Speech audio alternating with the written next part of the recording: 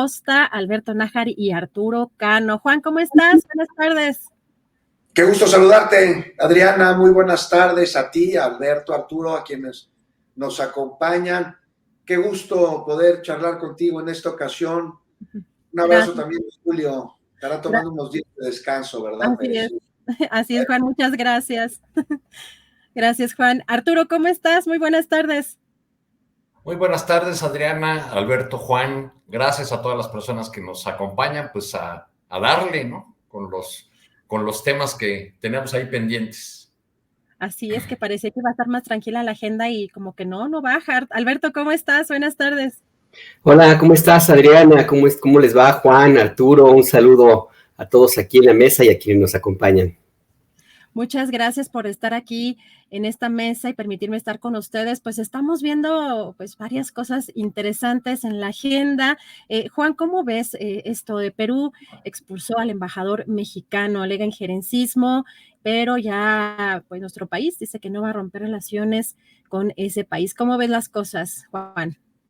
Pues mira, se está repitiendo, ¿no? Lo que sucedió justo además también en estas fechas, me parece que un poquito más adelantado en diciembre, pero de 2019, cuando aquel gobierno golpista de Yanine Áñez en Bolivia expulsó a la embajadora de México, a María Teresa Mercado, y bueno, pues ayer Perú declara persona non grata al embajador Pablo Monroy y le da el mismo tiempo que entonces Bolivia dio al representante, el presidente del gobierno, para dejar el país en un lapso de 72 horas, no mayor a 72 horas. No sé, Adriana, pues tener aquí muy presente que no se expulsa a la persona de entrada, sino a lo que representa, que en este caso es el gobierno de México. Y esto con la acusación de injerencismo debido en mucho al otorgamiento de asilo, ¿no? De la familia Castillo y a la solicitud, el salvoconducto para que pudiera salir del Perú, esta familia, algo que no le quedó de otra a la Cancillería de esa nación al formar parte de un acuerdo que así lo establece.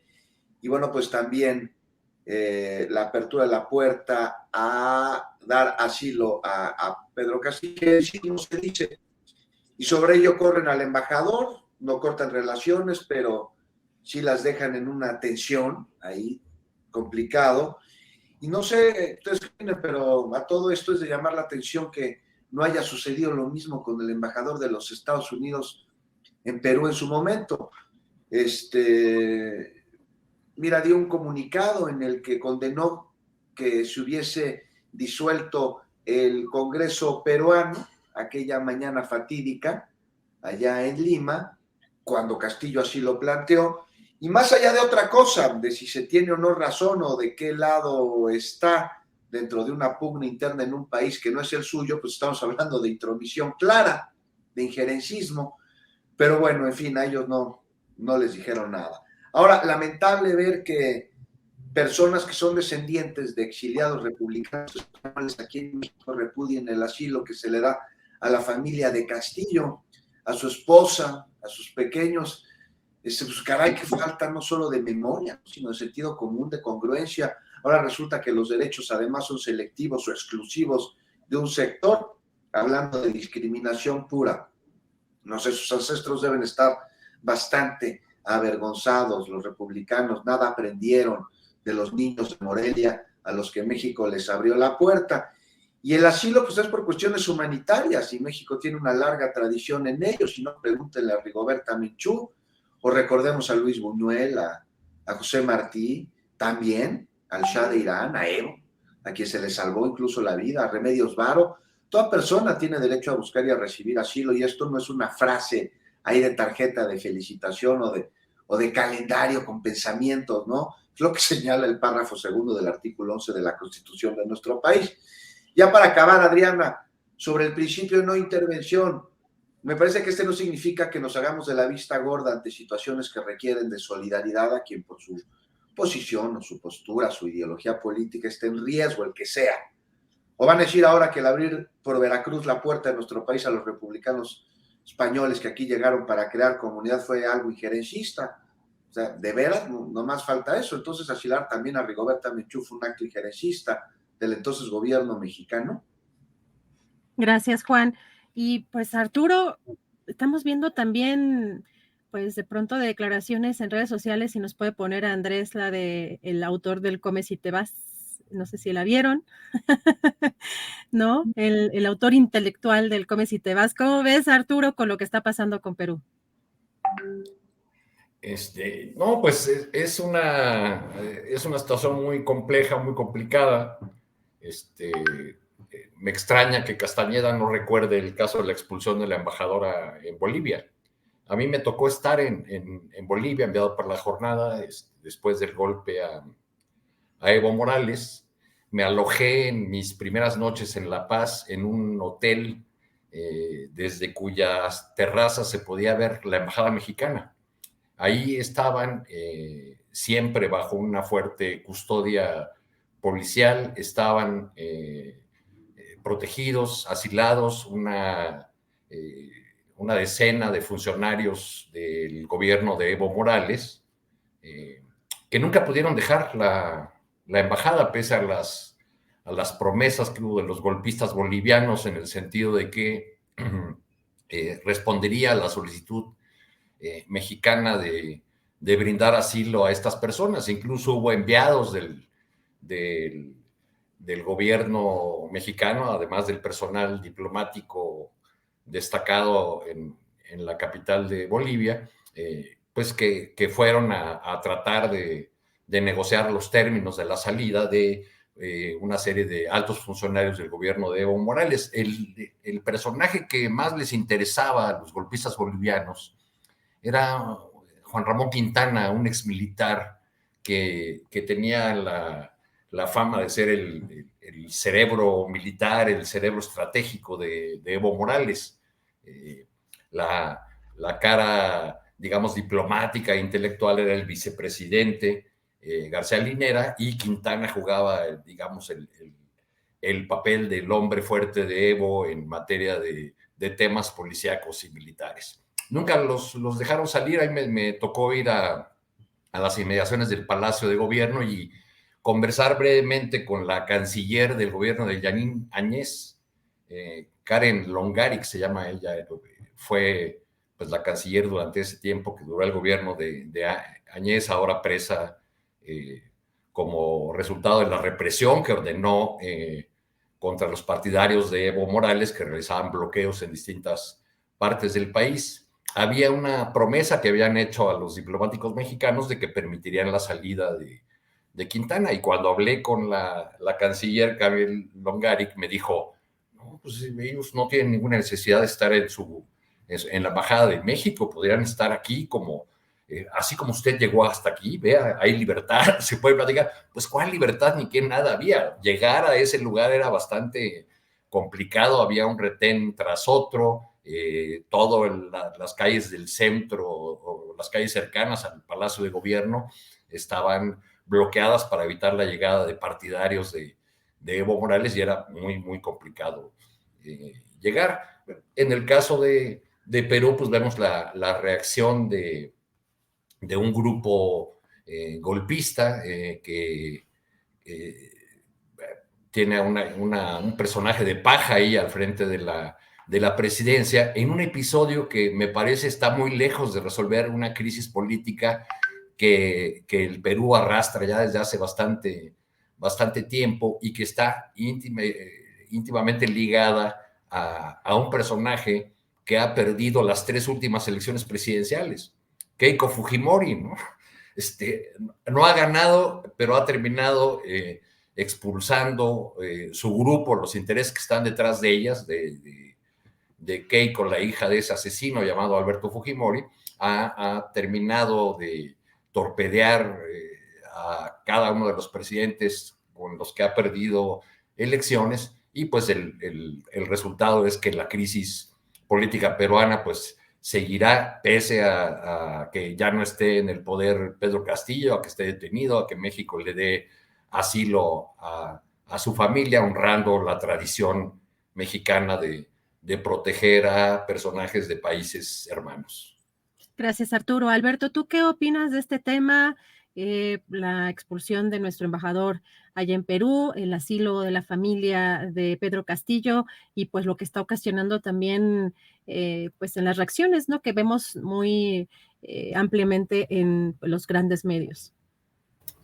Mira, Adriana, hay que revisar algunos elementos que están ahí en el escenario de Perú y que de una u otra forma, a mi parecer, alimentan esta decisión de expulsar al embajador de México en Perú, y que está muy en línea con lo ocurrido en Bolivia. Y es que no hay casualidades. El presidente de Colombia, Gustavo Petro, decía la semana pasada en una entrevista que me llamó mucho la atención, hacía una disección de lo que ocurre en Perú a grandes rasgos, pero lo que me llamó la atención es que él mencionaba que en Perú existen como dos lugares o dos grandes áreas que concentran a la vida política y social de ese país. Una de esas áreas se concentra en Lima, en la capital y las grandes ciudades, donde existen pues la clase élite de la política, del comercio, de la diplomacia y de todo lo que gustes y mandes, y que han tenido el control de Perú durante casi toda su historia. Y otra clase política muy activa que no puede hacerse a un lado a pesar de los esfuerzos históricos de esos grupos elitistas por olvidarlos, hacerlos a un lado, es la que se encuentra en las zonas de la sierra de Perú, que son campesinos e indígenas, y ahí está el origen de Pedro Castillo, que él forma parte de esa clase política marginada, si tú quieres, hasta ahora que ganaron la presidencia. Esto es una de las razones por las cuales se tomó esta determinación de sacarlo de la presidencia y antes de impedirle por todas las formas posibles el que ejerciera su gobierno, porque hay una cierta dosis no solamente de oposición política y de oposición ideológica, sino también de clasismo y de racismo histórico por parte de estos grupos de poder en Perú. Ahora, esto mismo ocurre también en Bolivia. Esto mismo ocurre en otros países, en Honduras, por ejemplo, y también ocurre en México. ¿A qué voy con esto? Que hay un alineamiento de parte de intereses fácticos vinculados a la derecha, por supuesto, y grandes consorcios empresariales que han encontrado en la llegada de gobiernos progresistas a un enemigo al que están dispuestos a vencer de la forma como sea. Ya lo vimos en Bolivia, lo vemos ahora mismo en Perú y lo hemos visto, aunque de una manera muy distinta, por ganas no les queda, en esta oposición tan feroz y tan irracional a veces que existe en contra del gobierno del presidente López Obrador. Son los mismitos, la derecha se ha alineado tanto en Perú como en Bolivia, como también lo va a hacer seguramente en Honduras y lo hace también en México. Y detrás de estos grupos de poder también hay un elemento que une a estas tres naciones por lo pronto, para no incluir a Argentina, que no entra dentro de esta ecuación, que se llama los recursos energéticos y los grandes megaproyectos, pues. En Perú está a punto de vencerse algunos de los contratos más importantes para el abastecimiento, por ejemplo, de electricidad que está en manos privadas y en manos de consorcios internacionales. Yo no descartaría que estuviera también metido en los consorcios españoles, por ejemplo, y existe también yacimientos de litio, no muy grandes, pero hay litio en Perú. Y este mineral también está presente en grandes cantidades en Bolivia y está presente también en México. Y este mineral, por ejemplo, y la producción de energía para los distintos países, es lo que hermana, además de la ideología y el clasismo y el racismo, hermana estos grupos políticos que ahora están en el poder en Perú y que explican de una u otra forma esta intolerancia que hay hacia cualquier comentario que haga el presidente Andrés Manuel López Obrador, a quien yo no descarto la idea de que lo vean, ahí sí lo veo, como uno de los personajes de mayor peso dentro del grupo progresista en América Latina y eventualmente hasta como un líder a quien necesitan ellos que no progrese, que no siga adelante, porque afecta directamente a sus intereses. Y eso explica también, por ejemplo, esta súbita falta de memoria de Jorge Castañeda, que también forma parte de este grupo, aunque él es, digamos, un personaje muy vergonzante porque él fue de izquierda en algún momento, y bueno, pues está alineado con estos mismos grupos. Castañeda anda cada rato en viaje, visitando, reuniéndose con los grupos opositores a Nicolás Maduro, a Alberto Fernández y a Evo Morales, hace cabildeo en Estados Unidos, en fin, todo lo que tenga que ver con la desestabilización política de los gobiernos progresistas, y es lo que tendría que decir. Gracias, Alberto. Pues estoy recordando, ¿se acuerdan de este grupo San Ángel? En el que participaba, por supuesto, Jorge G. Castañeda, y que en el que incluso recuerdo estaba el doctor Lorenzo Meyer y pues un montón de intelectuales que contribuyeron pues a que Fox dicen que llegara. ahora se llama Mausoleo San Ángel, ¿no? De esa época le viene a Castañeda, por su cercanía con el Bester Gordillo, el apodo de Jorgitud. Imagínate. Y también su argumento, Arturo, no, tú fuiste cronista de esas reuniones. Pues pasamos al siguiente tema que está también relacionado justamente con Jorge Castañeda, porque llamó la atención la publicación de una supuesta carta, un desplegado, donde dice que son cerca de 180 periodistas y que revisando la lista, pues hay muchos exfuncionarios, muchos académicos vinculados pues a regímenes pasados, pues hay nombres, en el caso, por ejemplo, de María Amparo Casar, el propio Jorge Castañeda, Alejandro Ope, Goldenberg, Adela Micha, Beatriz Pajés, Carlos Alasraqui, Arturo Saruján, Elizondo Mayer Serra, Carlos Marín, Carlos Mota, Javier Lozano, José Ramón Cosío, Luis Carlos Ugalde y hasta Marta de Baile. Bueno, Rubén Aguilar, ¿se acuerdan? El traductor de Fox, Raimundo Rivapalacio también, este desplegado que ya hace un llamado al presidente Andrés Manuel López Obrador y donde dicen prácticamente todas las emanaciones de odio hacia los periodistas se incuban, nacen y se esparcen en Palacio Nacional. Este texto firmado por, aquí dice periodistas, pero bueno, ustedes le pondrán el análisis a este desplegado. Juan, empezamos contigo. Bueno, no todos son periodistas, ¿no? Los que ahí aparecen. El grupo San Ángel, buena parte de ellos, sin duda alguna, coincido en que se debe de poner un alto discurso que polarice, pero a ver, partamos del punto de origen y desmenucemos. ¿El gobierno actual censura? No.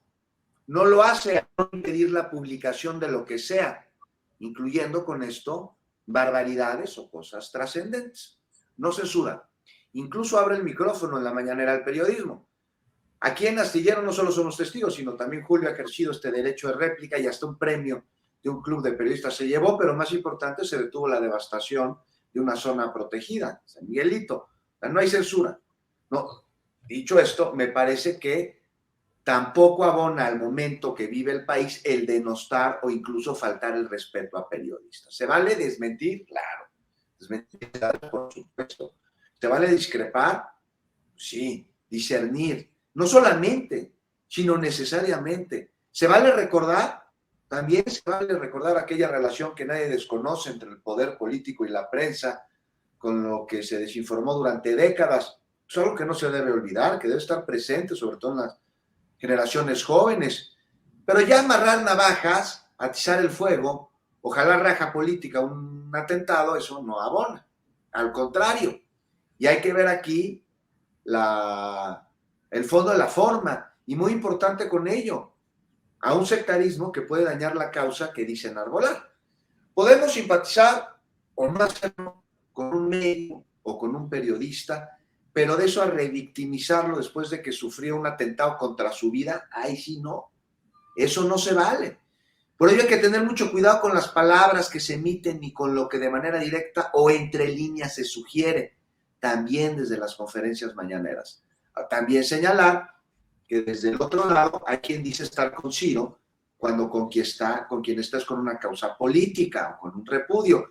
Y entender que el cobarde atentado en contra de Ciro Gómez Leiva, mi compañero en Grupo Fórmula, también es un atentado contra los derechos, contra las libertades, contra la sociedad, y que todos, sin importar nada más, tendríamos que solidarizarnos con él en lugar de estar sacando viejos rencores que aquí, nada más, no tienen cabida. O preguntas pendejas, ¿no? Como el por qué andaba en una camioneta blindada. Pues porque en este país el periodista es una profesión de alto riesgo, carajo, ¿no? ¿Qué parte de esto no lo están entendiendo? Que no esté el crimen en contra de los periodistas o los atentados desde el gobierno federal y que ya los presidentes no manden matar periodistas, no quiere decir que no haya violencia contra los periodistas. La hay y mucha. Y hay un mecanismo de protección que no funciona. Y no hay una estrategia para garantizar a los comunicadores el libre ejercicio de nuestra labor. Y no todos cabemos en el mismo saco y no todos tenemos las mismas condiciones ni las mismas circunstancias. ni todos andamos en la calle, ni todos nos la andamos rifando como nuestros compañeros en los municipios, en los estados, en donde son víctimas de los gobiernos estatales y los gobiernos municipales principalmente. Pero no abona a esta causa y a este derecho, el derecho de la sociedad a estar bien informados, el andar sacando raja política o el andar intentando revictimizar a un colega que no manchen, lo quisieron matar. Esto está clarísimo. O sea, autoatentado, hazme el favor, no se vale. Gracias, Juan. Arturo Cano, algo también de esta redacción y de algunas columnas y textos que hemos estado viendo también a lo largo de estos días después de este lamentable hecho en contra de Ciro Gómez Leiva, es que están atribuyendo, como aquí en este texto, de pues, prácticamente todas las emanaciones de odio se incuban y nacen desde Palacio Nacional, como si eso fuera una causal de pues este tipo de hechos, y de pronto pensamos en pues qué es lo que está pasando más bien en los estados y no en los periodistas con estos focos o con estos reflectores. ¿Cómo ves de pronto que buscan responsabilizar al presidente de este tipo de hechos con este tipo de columnas, señalamientos, Arturo? Pues me parece que alguien añora 1994 y que están pretendiendo crear un clima de desestabilización en el país que resulta muy preocupante. No veo que elementos como este desplegado que firman aclaran en la entrada, al menos en la presentación de la nota en Universal, que se trata de periodistas, articulistas, editores, porque incluso aparece ahí la firma del dueño del diario El Universal, de Juan Francisco Illy, si es que leí bien. Digamos, el conjunto de firmas es la opinocracia más periodistas relevantes de grandes medios, y sumaron a algunos colegas de los estados de la República, yo creo que con la idea de presentar esto como un clamor nacional. Hablan de emanaciones de odio, hablan también de que el presidente, o exigen que el presidente asuma su responsabilidad política. A varios de estos personajes yo nunca les vi pidiendo que Felipe Calderón o Enrique Peña Nieto asumiera responsabilidad política alguna. Pero creo que lo que hay que destacar primero es que el atentado contra Ciro Gómez Leiva debe ser plenamente esclarecido, que esa debe ser una exigencia tanto del gremio como de la sociedad, y que esa exigencia tiene que ser dirigida al Estado, que es el responsable de garantizar la seguridad de todos los ciudadanos, periodistas o no. Abonar a construir entre todos la protección de los ciudadanos, a resolver los casos de decenas de compañeros y compañeras periodistas que han sido asesinados y que no tienen la exposición pública de la que goza Ciro Gómez Leiva, es muy importante. Y no creo que si de un lado se da por sentado que hay una responsabilidad política del presidente actual, y además se anticipa en el texto, que es una parte también preocupante, que vendrán escenarios aún más sangrientos, pues están como clamando por el 94, en aquel año trágico para México. Recuerdo que se decía que la bala que mató a Colosio también mató a Salinas, en el sentido de que mató su proyecto político de continuidad. Eso es lo que se busca, que lleguemos a una desestabilización que nos recuerde 1994 y derrotar al presidente de la República a costa de lo que sea. Y del otro lado, cuando el presidente desde la conferencia mañanera insiste en los adjetivos y las generalizaciones, tampoco ayuda a construir un clima que ayude a esclarecer los asesinatos, los crímenes, las agresiones, porque no se da el debate circular si todo se limita a una a un adjetivo, a decirles, por ejemplo, voceros del conservadurismo, que se discutan los temas, los proyectos, las críticas a los programas gubernamentales, a las obras de este gobierno, pero no la personalidad de los sujetos. Ahora, leer un texto que usa la expresión emanaciones de odio, firmado por Francisco Martín Moreno, que públicamente pidió quemar a todos los morenistas en el Zócalo, pues me parece por lo menos una incongruencia. Gracias, Arturo. Alberto Nájar, ¿qué opinas de este desplegado y por lo que está pasando tanto en Palacio, en las mañaneras, con los señalamientos diarios y este desplegado también muy particular o firmado por pues personajes muy, muy peculiares? Mira, a mí me parece de entrada es importante decir que el atentado en contra del compañero Ciro Gómez Leiva es inaceptable. Nos puede caer bien o no las posiciones políticas, ideológicas que él esgrima, así como también otros compañeros que escriben y publican en los medios de comunicación, pero eso no significa que merezcan tener este ataque tan artero como el que vivió hace unos días. Es cierto, le tiraron a matar. Independientemente de toda la discusión de si la camioneta estaba blindada o no, lo que sea, eso es irrelevante. Lo que no podemos perder de vista es que es un ataque a un periodista en activo que tiene todo tanto el derecho de decir lo que le venga en gana como aquellos que respaldan al presidente de la República. Creo que es importante salirnos de este monólogo, estos dos monólogos, este diálogo de sordos, pues, en que se ha convertido el país en el ámbito político y que ha contaminado también a el debate de los medios de comunicación hacia el gobierno de la Cuarta Transformación. Este atentado tiene que aclararse por completo y no ayuda mucho el que el presidente López Obrador, coincido con mis colegas, utilice la tribuna de Palacio Nacional, pues, para plantear estas teorías que, si bien es cierto que están allí, o sea, no se puede descartar nada, tampoco me parece que sea lo más prudente darles el peso y el respaldo de un presidente de la República con tanta fuerza política como es Andrés Manuel López Obrador. Las palabras de Andrés Manuel pesan y pesan muchísimo, y lo he dicho yo desde hace casi desde que se empezó a polarizar este tema con los medios de comunicación hace 2 años, si tú quieres, Adriana. El presidente tiene que ser más cuidadoso en sus juicios. Nadie le dice que no opine, que no diga lo que piensa, que ejerza su derecho de réplica, que lo tiene, sino que tiene que recordar que sus palabras pesan muchísimo y no va a faltar quien las utilice, tanto de personas que quieran quedar bien con él, como también personas que vean en esta ocasión una oportunidad para crear un clima de desestabilización en el país, que creo que también es claro, es evidente que hay ese propósito, no solo con el caso de Ciro Gómez Leiva, sino con otros incidentes que hemos visto en los últimos meses, son casi de librito. También es importante hacer un señalamiento. Entre los abajofirmantes de este desplegado, sí, hay muchos que no son periodistas, hay articulistas, eso no los hace periodistas, hay activistas, hay personajes muy controvertidos como Martín Moreno, por ejemplo, pero también hay la mayor parte de quienes firman este desplegado han permanecido absolutamente ajenos a la violencia en contra de los periodistas que tiene ya muchos años.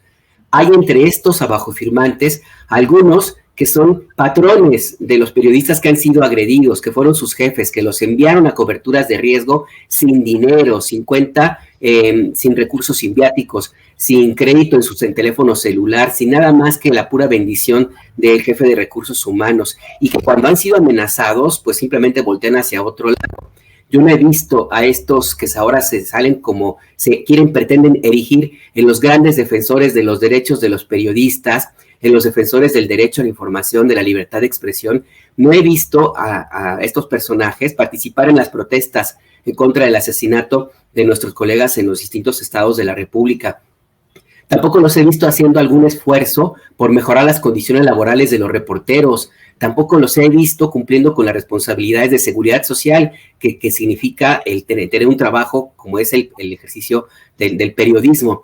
No los he visto tampoco hacer cuestionamientos, o no los vi cuestionamientos a Felipe, a ese sujeto que se apellida Calderón Hinojosa, pues, cuando en su momento Calderón promovió la censura. Esa sí fue censura, cuando se decidió no hablar del narcotráfico. Tampoco los vi pedir cuentas a las agresiones en contra de periodistas que ocurrieron en el gobierno de este despreciable sujeto, ni de Enrique Peña Nieto. Tampoco los he visto a ellos tratando de calmar las aguas, por más que ellos se digan pacifistas, cuando el debate de la polarización llega a niveles realmente vergonzosos, como ocurrió con la pandemia.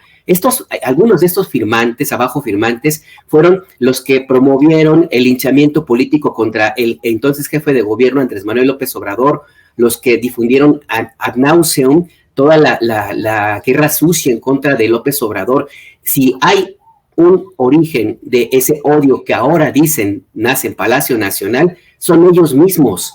Ellos esparcieron el odio que venía desde una oficina también de Los Pinos y de Palacio Nacional. Ellos repitieron la guerra sucia. Si alguien empezó el odio y la polarización, fueron los grupos políticos a los cuales estos abajo firmantes, la mayoría obedecen, de los cuales algunos fueron sus empleados. Entonces, que no vengan ahora a erigirse como defensores de los periodistas, cuando ellos mismos también han participado de alguna u otra forma en la violencia en contra de los periodistas, pero los periodistas de a pie, los periodistas de abajo, los que no tienen recursos, los que no tienen una camioneta, bueno, los que no tienen los micrófonos y la pantalla como pueden tener algunos otros comunicadores. A mí me parece que hay que revisar con mucho cuidado este planteamiento que hacen con este desplegado y yo no puedo perder de vista que esto yo lo puedo definir así con sus letras como un acto profundamente hipócrita y todavía de más profundo cinismo de estos abajo firmantes, Adriana. Muy oportunistas, ¿no, Alberto? Algunos, porque como tú señalas, jamás se ha preocupado por el gremio, nunca. Y ahora se valen muy cuestionablemente de una situación verdaderamente preocupante que es el atentado en contra de Ciro.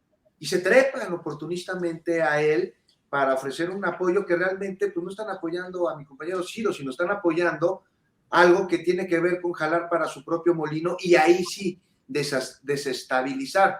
Pero entonces esto viene del sectarismo que podemos ver de todas partes y es muy preocupante porque viene de ambos lados. Y entonces mencionabas la guerra sucia. Hay que tener muy claro que al estar, por ejemplo, con el movimiento de transformación del país, se está en algo que trasciende a gobiernos, a partidos, a personas, y este movimiento reclama el cumplimiento de los derechos humanos, incluyendo, por supuesto, el de Ciro a ejercer su profesión de periodista, a que no le disparen en su camioneta, a la sociedad a estar bien informados, a la sociedad a que no se atente contra un medio de comunicación, y la reivindicación de estos derechos, pues es algo que no puede ni debe ser entendido como patrimonio nomás de un sector, porque a veces eso parece que sucede.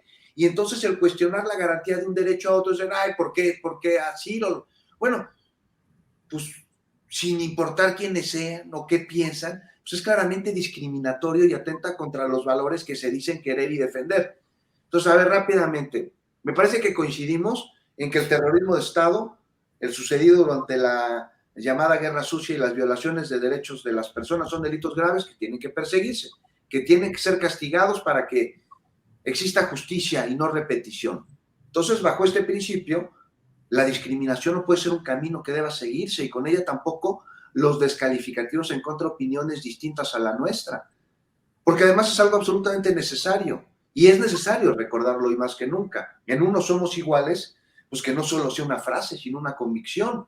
No cabe ningún sectarismo porque discrimina y atenta contra una democracia que tiene que ser defendida más allá de diferencias políticas o de ideologías e incluso de simpatías o de antipatías. Entonces vemos dos grupos sectarios de cada uno de los bandos jalando para su propio molino y en medio la denuncia que está siendo distraída precisamente por politiquería pura. Ojalá y de los dos lados nos demos cuenta de esto y hagamos algo al respecto.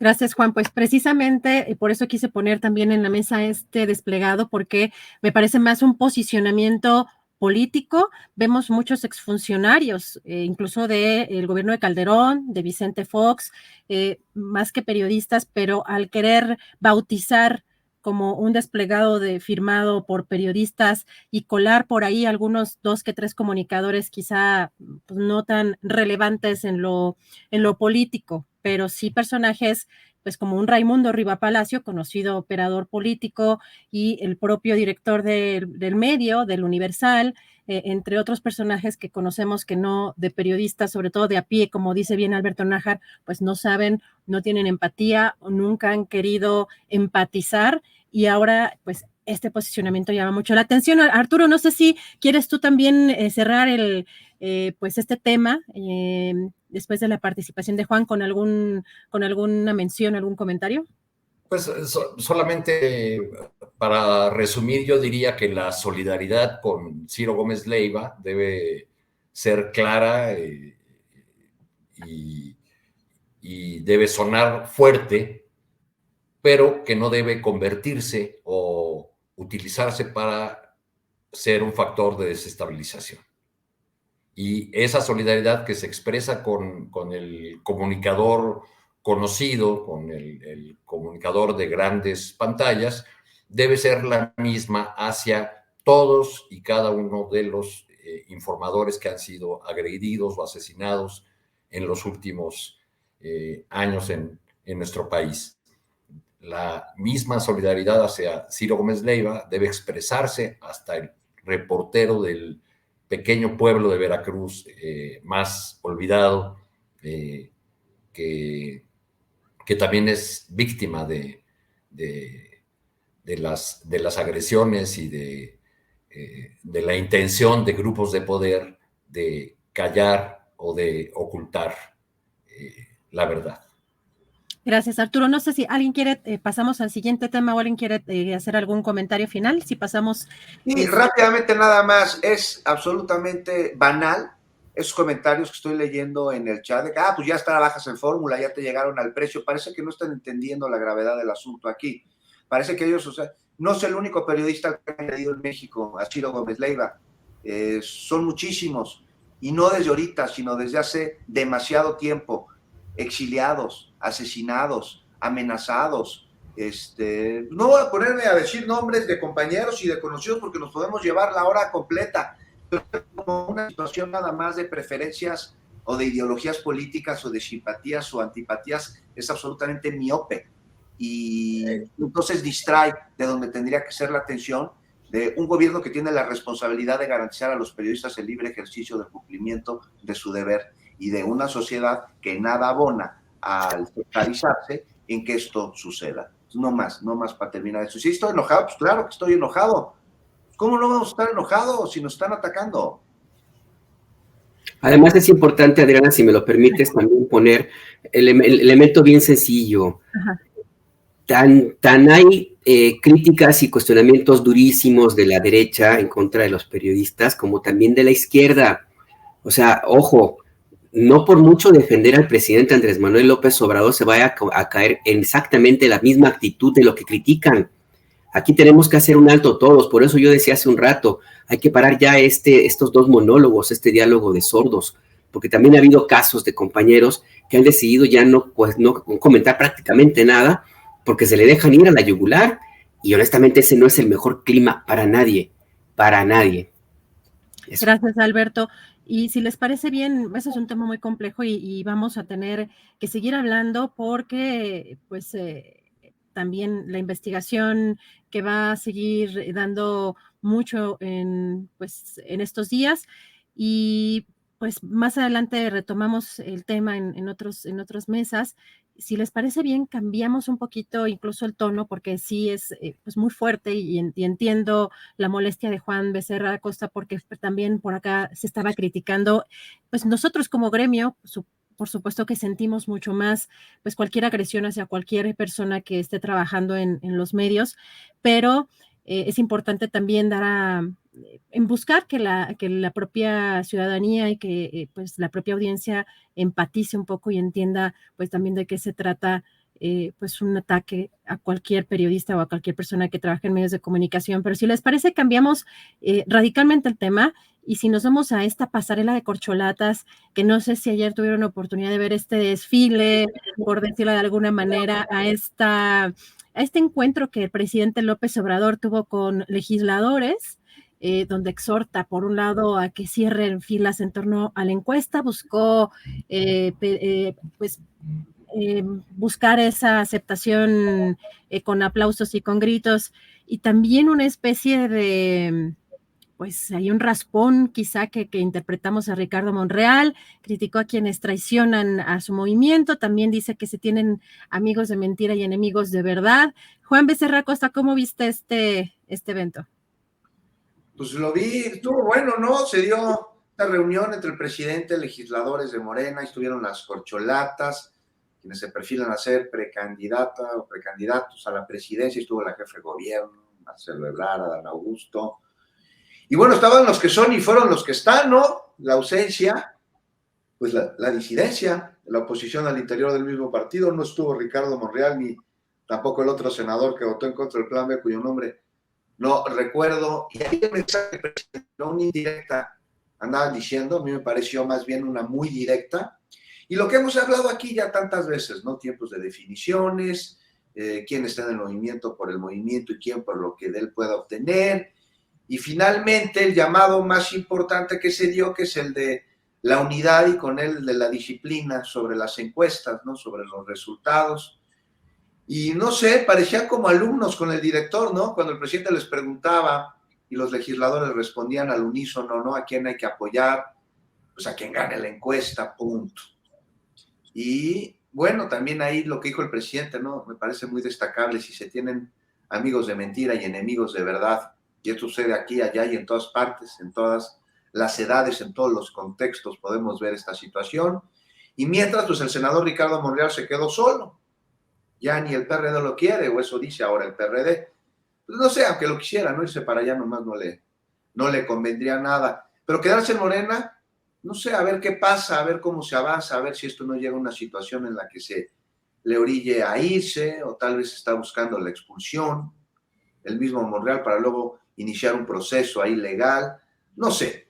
Pero mientras, pues ya no está en el partido, ni en el patio de los juegos con los demás alumnos, tampoco está en la dirección, ya no lo manda a llamar el director, ni con la bandita de los impopulares ya tampoco está, o sea, con la oposición se quedó en solitario, al menos por ahora, y mientras, pues la reunión entre ayer, el presidente y los legisladores, ahí los vemos llegar en un autobús muy contentos, como cuando de chiquitos nos llevaban a la excursión al Museo Nacional de Antropología e Historia, y pues bueno, los resultados legislativos durante este año, algo muy complicado, 2 reformas que mandó el presidente no se aprobaron, y pues ahí quedó el plan B, todavía veremos, en febrero se discutirá ya en el Senado, y pues eso, ¿no? Me parece que principalmente el mensaje, el llamado, pues a la unidad y también a la disciplina, Adrián.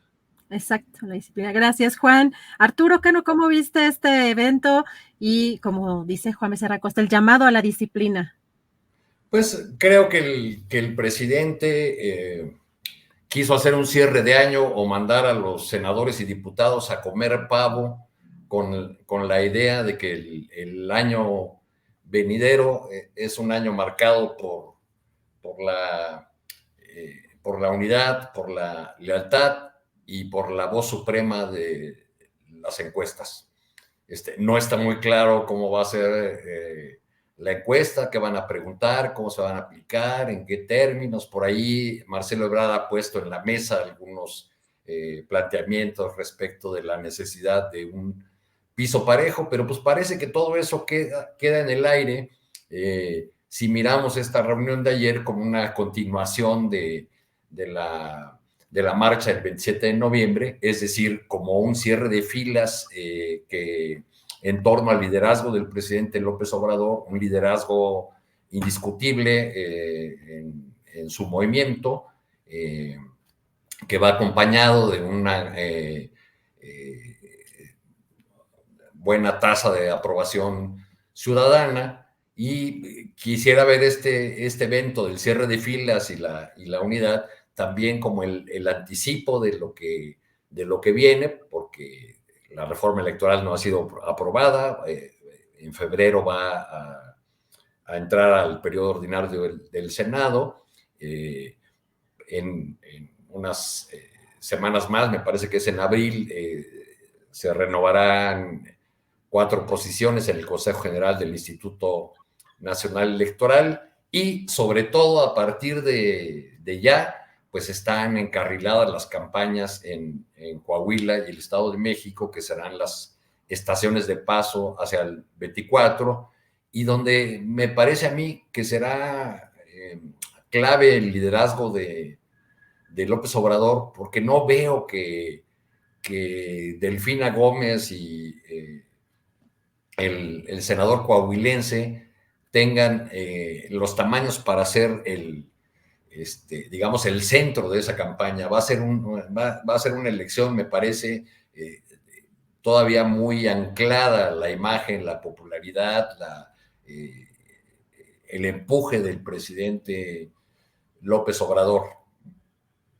Gracias, Arturo. De hecho, está muy desangelada, pues en este momento, pues la imagen, ¿no? De la propia Delfina Gómez, como que muy gris, no hay, pues realmente parece como si fuera mucho interés. No sé si, no, Arturo, no sé si has notado que no hay como pues mucha acción. Digo, todavía el de Coahuila, bueno, todavía Guadiana pues tiene más actividad. Pues yo creo que la da por ganada en el Estado de México, ¿no? Por las encuestas. Coahuila, al parecer, está más peleada. Los últimos estudios que he visto ahí están mostrando un empate, pero pues todavía falta, todavía no arrancan propiamente las campañas y ya veremos cómo en el Estado de México el grupo Atlacomulco, o ya no sé si llamarlo grupo Whisky Lucan, porque pues muchos viven ya en la zona de lujo de Whisky Lucan, ya no en Atlacomulco, pues cómo logra convencer a los ciudadanos mexiquenses de que le den el refrendo a un grupo que lleva 90 años en el gobierno y que tiene convertida a esa entidad en uno de los lugares con mayores problemas sociales, con desigualdad, violencia, inseguridad, en fin. Creo que no tienen mucho que ofrecer el PRI, pero pues tal vez me equivoco, porque va a estar la conducción de Alito, que ya garantiza o ha garantizado con una reforma a los documentos básicos del PRI su permanencia para ser quien parte el pastel en lo que toca a las candidaturas de 2024, ¿no? Ya se va a quedar Alito ahí, pese a los gritos y sombrerazos que pueda haber de algunas figuras del PRI, pues, entre otras cosas porque ya amarró acuerdo con Mario Fabio Beltrones, según me cuentan fuentes en el PRI. Y también pues habrá que ver el Partido Verde Ecologista, que ahora dice que va a ir solo en Coahuila y el Estado de México, si se acerca al PRI. Pero Alberto Nájar, ¿cómo ves tú esta reunión de legisladores y este llamado del presidente a la unidad en torno, pues particularmente a la encuesta? Mira, antes de hablar un poco de la reunión ayer en Palacio, yo según recuerdo, Adriana, Arturo, bueno, perdón, es que acá están Mateo y Viernes, también quieren participar. No te preocupes, también yo vi por acá salir ya de la cama así, mi Alvin, por ahí si alguien lo vio salir repentinamente, sigilosamente, así que no te preocupes. Sí, tu mascota no está politizada como Mateo y Viernes, entonces, pero no, según recuerdo, en el Estado de México las campañas empiezan a notarse ya más avanzado el proceso, ya que está más cerca. La votación casi siempre empieza así como que muy, muy desangelado, muy en petit comité, y ya después hacen el repunte a nivel nacional, es lo que yo recuerdo, pero bueno, igual y en esta ocasión puede ser distinto. Y con respecto a la reunión que hubo ayer en Palacio Nacional, yo coincido con lo que han planteado aquí mis compañeros. Yo sí creo que el presidente López Obrador mandó un mensaje no solamente de unidad, pues de refrendar el respaldo de los legisladores, sino también una especie como de mensaje a la opinión pública, a los opositores en particular, de que a pesar de todos los pesares, pues él le sigue haciendo las críticas y los señalamientos y todas estas campañas y lo que ha ocurrido con el proceso de la votación de reforma electoral y lo que hemos visto en el Congreso, en el Senado y en la Cámara de Diputados, pues como que todavía tiene que mandar ese mensaje de que le sigue haciendo lo que el viento a Juárez, ¿no? Que era una frase que ha utilizado mucho desde que era candidato el presidente, ahora presidente Andrés Manuel López Obrador. Y sí, me parece a mí que es una forma de cerrar con esta idea de que el movimiento de que está muy fortalecido, de que evidentemente la marcha que hubo hace unas semanas pues le dio una fuerza impresionante, un tercer, cuarto aire enorme, y pues ahí el tema es no revisar lo que ya me parece que era inclusive hasta previsible, sino yo me pregunto, bueno, ok, ahí está Morena y sus aliados, el presidente López Obrador con todo el respaldo que según las encuestas le sigue bastante alto, a pesar de los intentos de calificación y de ponerle otros datos. Mi pregunta es, bueno, ¿y la oposición? ¿Y dónde andan? ¿Cómo van a cerrar el año? ¿Qué van a hacer? ¿Qué van a presumir? Porque pues la marcha que convocaron para supuestamente defender al INE pues fue rápidamente opacada. El caso de Alito Moreno pues les provoca una crisis dentro del PRI, ahora que lo habían como medio regresado al redil. En el Estado de México las encuestas siguen favoreciendo pero muchísimo a Morena y sus aliados. Entonces, no sé, yo ahí me pregunto, no por el presidente López Obrador, bueno, ¿y la oposición? O sea, todavía están ahí como que en los últimos, en el padecimiento del camión, el tren, el barco, el transatlántico que los atropelló en 2018, porque no veo, y ya todo lo que empecemos a discutir a partir del próximo año, ya un par de semanas, ya va a ser muy perfilado hacia 2024, y a cómo van las cosas, y con este cierre que hizo el presidente López Obrador ayer en Palacio Nacional, y lo que ocurrió este mismo año, yo creo que tienen que empezar a pensar en la oposición, recordar que el tiempo va a correr muy rápido, y que más vale que se apuren para encontrar algo que no sea violencia y odio, que es lo único que promueven, algo que sea distinto, como para que por lo menos tengan una especie de unidad y llegar más o menos cohesionados a las elecciones del 24 y por supuesto las del 23. Gracias, Alberto. Y pues finalmente, pues uno de los temas también importantes de estos días, Juan Becerra Costa, vimos al presidente López Obrador, pues en otras ocasiones pronunciarse en torno al caso de Israel Vallarta, pero pues delegando quizá también el caso en su momento a Olga Sánchez Cordero y después a Dan Augusto, y ayer ya lo vimos en otro tono, no sé si consideras lo mismo, Juan, cuando ya menciona pues que es una chicanada ya lo que se está haciendo en torno al caso de Israel Vallarta, y la Fiscalía General de la República ayer mismo salió en un comunicado a decir que tiene 6 acusaciones penales por secuestro y que en flagrancia, por lo menos una de ellas, y también en la noche Netzaí Sandoval, el titular de la Defensoría, del Instituto de la Defensoría Pública, desmintiendo y recordando lo que la Corte ya había resuelto en torno a este tema. Juan, ¿qué opinas? ¿Qué está pasando en este caso con la Fiscalía, con el caso? ¿Qué ves tú en este tema? Rápidamente, a un Israel Vallarta que es al mismo tiempo víctima del mercenarismo mediático que de la Fiscalía General de la República, sigue detenido sin sentencia, enfrenta 6 acusaciones penales por secuestro, todas independientes, aunque ahí acumuladas en un solo proceso, y las acciones dilatorias que no se acaban de comprender. Muy distinta, ¿no?, la suerte de Israel Vallarta a la de Florence Cassés, que fue defendida por su gobierno y puesta en libertad ante pues, una resolución del máximo tribunal de justicia. Ahí estaba la duda razonable, resultado de los montajes y de las mentiras que se dieron alrededor de este caso, que ha llegado ya hasta la solicitud por parte de familiares de Vallarta de un indulto presidencial, algo que ya fue muy claro, el presidente dijo que no está en sus manos. ¿Por qué? Por lo mismo, porque no hay sentencia. Y es falta de sentencia lo que causa injusticia, porque la tardanza en la justicia es injusticia misma. De destacar aquí lo que mencionas al final, ¿no? Lo que dice Netzaí Sandoval, el titular del Instituto Federal de Defensoría Pública, ¿no? La Suprema Corte pues ya estableció que el promover recursos para defender a una persona imputada no es una justificación que valga para que se pudiera prolongar la prisión preventiva más allá de los 2 años que establece nuestra Constitución. Bueno, esto ya está consignado en todas partes, esto ya lo sabemos, para no repetirlo, nada más para poner en contexto aquí, lo que me parece más importante es ¿A quién y por qué le conviene que Israel Vallarta esté detenido, que esté en prisión? ¿Quién ha dilatado el proceso tantos años de manera transeccional? Han pasado fiscales, han pasado procuradores, y sigue detenido Israel Vallarta y su caso sigue dilatado de manera en la que no pueda existir sentencia. ¿A quién le conviene y por qué le conviene? Esto se lo he preguntado a la defensa del mismo Vallarta, se lo he preguntado a su pareja sentimental y responden lo mismo. Sería interesante saber. Al momento no tenemos conocimiento de qué es lo que sucede. Más dudas que preguntas, y en todo es un ciclo mediático que se dio con aquel lamentable montaje, querida Adriana. Gracias, Juan.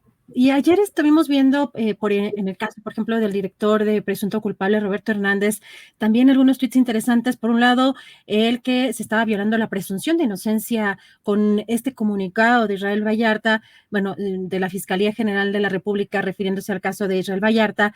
Y también decía en este tweet, ni Vallarta ni Cassés podrían estar flagrantemente secuestrando personas el 9 de diciembre de 2005, como la FGR acusa en su más reciente comunicado, porque ambos estaban ya detenidos y siendo torturados desde el 8 de diciembre. Vamos también a profundizar sobre todos estos argumentos, estos señalamientos de tanto de la defensa en el caso de Netzaí, Sandoval y el Instituto de la Defensoría, y lo que ha publicado en la Fiscalía General de la República. Arturo Cano, ¿cómo ves este tema? Pues nos vamos a terminar el año con un sabor de boca espantoso en lo que hace a la justicia en nuestro país, porque tenemos este caso de Israel Vallarta, documentales muy exitosos que nos han dado cuenta en estos meses de monstruosas acusaciones que han llevado a la cárcel a personas inocentes. Hay también en las redes sociales una campaña de familiares de presos, de detenidos injustamente en el Estado de México, que ya han venido a la Suprema Corte de Justicia de la Nación, que se han cortado las cabelleras, ahí las madres, las hermanas de personas cuyos casos tienen en común haber sido detenidos de manera irregular, torturados, obligados a firmar confesiones, en fin. Nos vamos con la convicción de que pese a la transformación en curso en el país o a que estén cambiando algunas cosas, el aparato de justicia se mantiene igual, privan ahí la corrupción, y decisiones que mantienen en prisión a personas que pueden pasar ahí larguísimos años, como el caso de Vallarta, sin recibir una sentencia, sin ser condenados, simplemente ahí consumiéndose detrás de las rejas. Gracias, Arturo Cano. Alberto Nájar, ¿qué opinas de esta actuación de la Fiscalía General de la República, que salió justo el día en que el presidente dijo que era una chicanada lo que se estaba haciendo en este caso, y luego que le corrige la plana al Instituto de la Defensoría Pública? Mira, este affair que vimos en Twitter y los comunicados, y sobre todo la posición de la Fiscalía General de la República, lo que me deja en claro, más bien me confirma, es que esa vieja estructura policial corrupta todavía permanece, está muy presente en la Fiscalía General de la República y en el sistema de administración y de procuración de justicia en general. Y por lo que toca a la Fiscalía General, yo no veo nadita de ganas del fiscal Alejandro Gertz Manero de hacer un cambio profundo, el cambio que requiere esa entidad que por primera vez en la historia tenemos una fiscalía autónoma y con una enorme capacidad de enderezar el rumbo en la administración y procuración de justicia de este país. Y no veo a Alejandro Gertz Manero ni siquiera con ganas de tratar de entender el papel que le toca como ser el primer fiscal autónomo en la historia de México.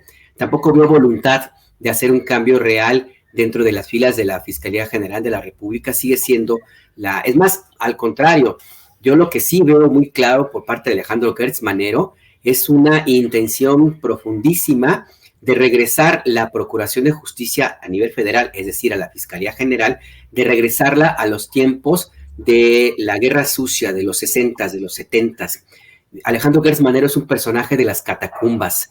Este personaje se crió en el viejo PRI, forma parte de ese sistema político y por supuesto que viene de esa parte de los sótanos que tanto daño causaron en México, y es el modelo de justicia que él quiere y entiende. Y ahora que tiene el poder de hacer algo, lo está utilizando para regresar a México a los años de es así una dictadura política como la que vivimos en los tiempos de Luis Echeverría o de Gustavo Díaz Ordaz. De esa época viene Alejandro Gertz Manero, y es de esa misión, de esa misma concepción de la justicia, es como están atendiendo, por ejemplo, el caso de Israel Vallarta, donde si bien es cierto que tiene procesos pendientes, también es cierto, y eso se le olvida pues al fiscal Alejandro Gertz, que hay un elemento fundamentalísimo: lleva 17 años sin sentencia, independientemente de que pueda tener elemento la fiscalía o no para considerarlo culpable de los delitos que le imputan. El simple hecho de que lleve 17 años sin sentencia es ya una profunda injusticia e irregularidad. Yo no digo que sea inocente el señor, yo nomás digo que lleva 17 años ahí en prisión sin haber recibido una sentencia, y eso ya de suyo propio es gravísimo. Entonces, pues sí, a mí me queda claro que el caso de Israel Vallarta, como también en su momento lo que hizo Alejandro Gertz Manero con el caso Ayotzinapa, acuérdense que es el mismo fiscal, es la misma fiscalía, son los mismos personajes dentro de esa entidad que tiene muchos problemas de corrupción, son los mismos que han bloqueado el caso Ayotzinapa y que han protegido al Estado criminal del cual Alejandro Gertz Manero es parte, y él es uno de los mejores alumnos de ese Estado criminal que nos gobernó durante mucho tiempo. Ahí sus nostalgias, pero bueno, pues allá el presidente López Obrador no entiendo qué es lo que le debe, por qué lo protege tanto, porque esa necesidad de seguir concentrado en esa idea de que Gertz Manero es un buen personaje y que cumple con el perfil para el papel histórico que le confirió el mismo proyecto político de la 4T.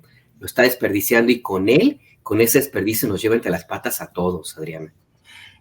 Yo aquí quiero hacerles, para cerrar, postrecito, lo que quieran, pero retomando esto que dices, que le debe, que me llamó mucho la atención hoy en la conferencia mañanera, que obviamente el tema fundamental en estas horas, en estos días, es el esclarecimiento del atentado en contra de conductor Ciro Gómez Leiva, por las implicaciones que tiene, por supuesto, para su gobierno y por los ataques que ha recibido, y que le preguntan en la conferencia mañanera si no va a buscar que atraiga el caso la Fiscalía General de la República, y dijo, no, se va a quedar en la Fiscalía de la Ciudad de México.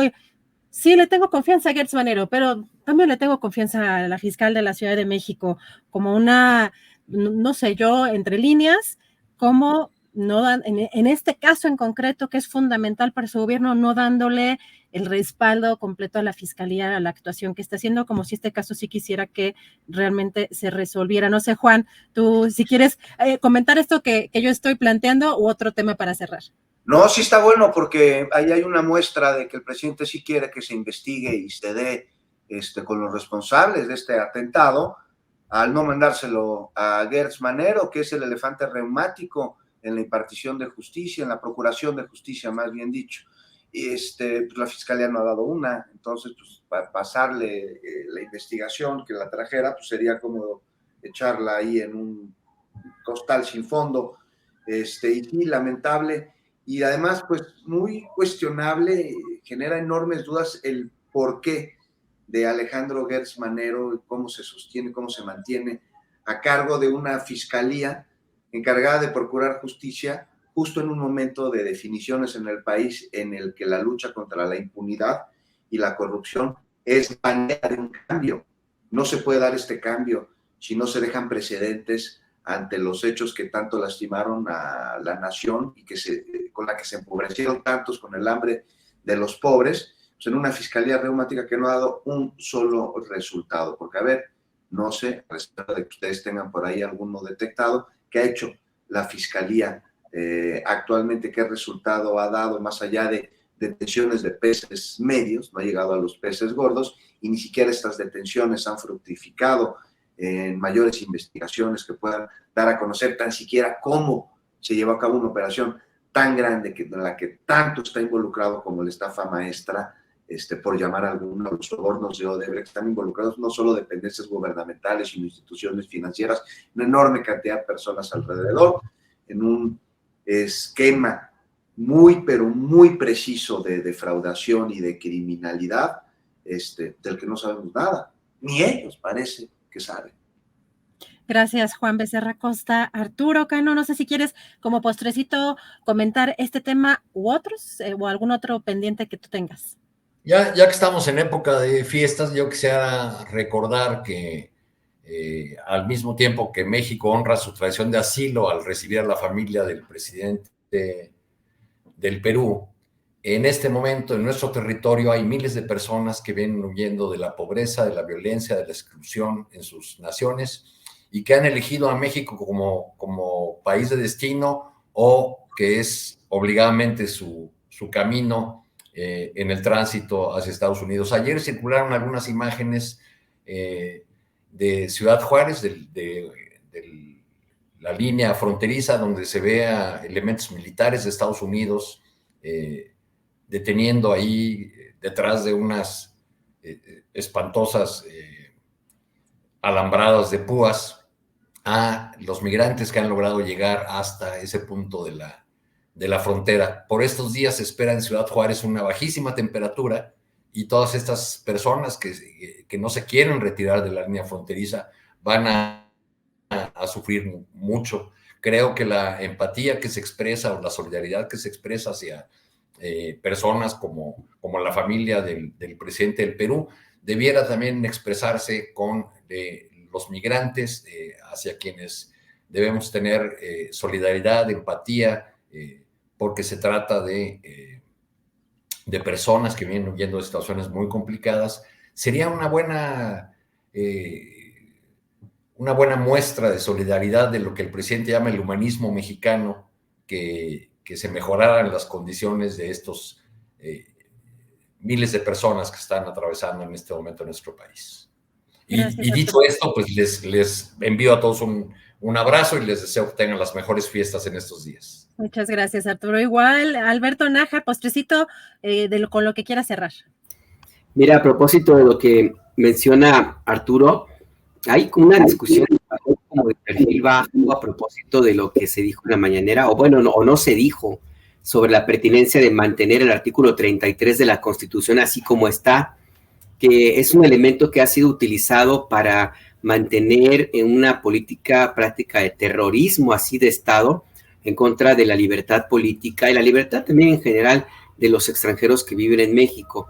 Ahora que se anunció que va a haber reformas, yo creo que tenemos que estar muy pendientes de qué es lo que se va a plantear. No sé si se quiera derogar este artículo, pero sí tiene que hacerse una reforma profunda y tiene que irse al origen mismo. Tenemos necesidad de contar en la Constitución con una herramienta jurídica así que se aplica de forma discrecional y de forma para aplicar terror. La necesitamos, de veras, va con la política de humanismo que plantea el presidente López Obrador y la 4T.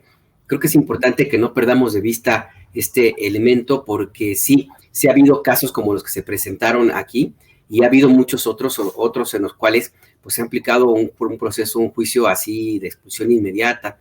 Y yo creo que sería bueno que no le quitemos la mirada a esta discusión, a pesar de que el secretario de Gobernación pues hoy fue muy parco en lo que plantea la eventual modificación que se haría a este artículo. Y ya para cerrar, sí, yo también mando un fuerte abrazo a todas, a todos, pásenla muy bien, cenen muy rico y vayan a ver Pinocho.